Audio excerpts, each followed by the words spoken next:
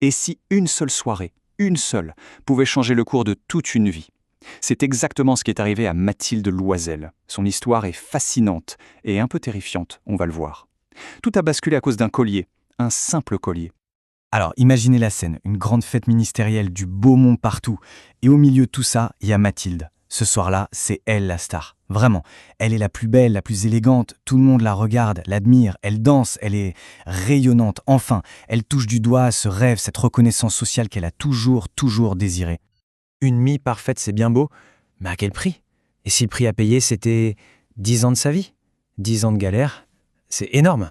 Pour comprendre comment on peut en arriver là, pourquoi elle était prête à tout pour ce moment, il faut qu'on s'arrête sur un besoin humain super puissant. Alors voilà, on va mettre l'histoire de Mathilde sur pause une petite seconde, juste pour décortiquer ce qui l'a fait vraiment courir. Ce moteur psychologique derrière tout ça, la fameuse reconnaissance sociale. Attention, ce n'est pas juste une envie passagère, un caprice, non. C'est un besoin fondamental. On a tous besoin de se sentir vu, d'être valorisé, d'avoir l'impression que ce qu'on fait, ça compte. Et cette quête, elle peut nous pousser à faire des choix assez dingues. Et ce n'est pas juste une impression d'ailleurs, les études le montrent très clairement. Au boulot par exemple, mais pas seulement.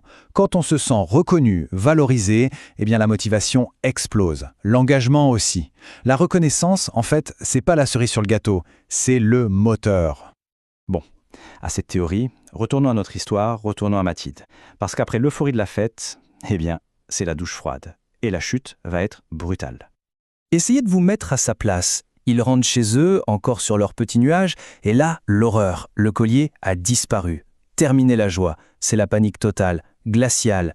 Ils cherchent partout, frénétiquement. Ils retournent tout dans leur petit appart. Mais rien. Le collier s'est volatilisé.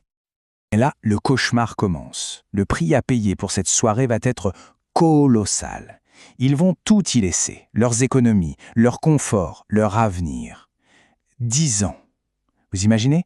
Une décennie complète de labeur, de privation, tout ça pour rembourser un objet, un seul objet. 10 ans plus tard, 10 longues, très longues années, la dette est enfin payée. Mathilde n'est plus la même, évidemment. Elle est marquée, vieillie par le travail.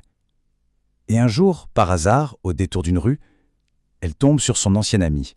Et là, elle décide que c'est le moment. Elle doit tout lui dire. Après 10 ans de silence, la vérité doit sortir. Elle lui raconte tout. La perte du collier, comment ils se sont endettés jusqu'au cou pour le remplacer, et les 10 années de sacrifice qu'il a fallu pour tout rembourser.